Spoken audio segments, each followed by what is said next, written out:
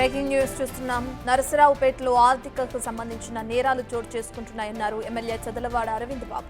పల్నాడు జిల్లా నరసరావుపేటలో సాయి సాధన chit fund సంస్థ board తిప్పేసింది. దీంతో బాధితులు ఎమ్మెల్యే చదలవాడ అరవింద్ బాబును కలిశారు. సాయి సాధన చిట్ ఫండ్ అధినేత పుల్లారావు 300 కోట్ల రూపాయలు ఎగ్గొట్టి అదృశ్యమయ్యారని ఆయన వెల్లడించారు. ఈ నేపథ్యంలో పుల్లారావు కోర్టులో లొంగిపోవడంతో 14 రోజుల రిమాండ్ విధించింది. బాధితులందరికీ న్యాయం జరిగే విధంగా ఈ విషయాన్ని సీఎం చంద్రబాబు దృష్టికి తీసుకెళ్తామని ఆయన చెప్పారు.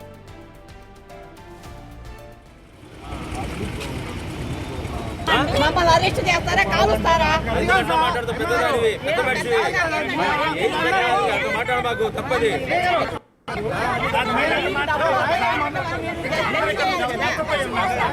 ఎవరిని నష్టపెట్టడానికి కాదు, ఎవరిని ఇబ్బంది పెట్టడానికి కాదు.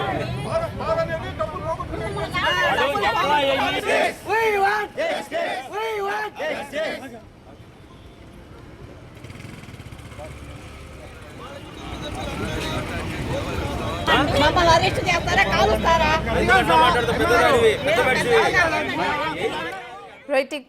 పల్నాడు జిల్లా నరసరావుపేటలో ఆర్థిక నేరాలు ఎక్కువైపోతున్నాయి. దానికి సంబంధించి ఇప్పటికే ఏదైతే సాయి సాధన చిట్ ఫండ్ సంస్థ ఉందో అది బోర్డు తిప్పేయడం జరిగింది. దీంతో అక్కడున్న బాధితులందరూ ఎమ్మెల్యే చదలవాడ అరవింద్ బాబుని కలవడం జరిగింది.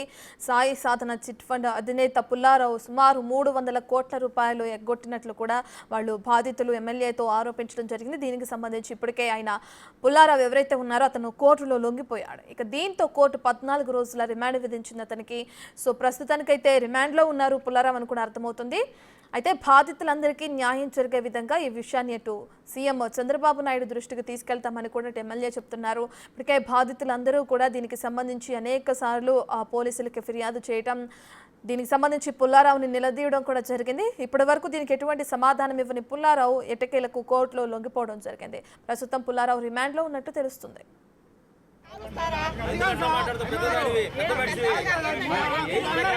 మాట్లాడబాకు తప్పది.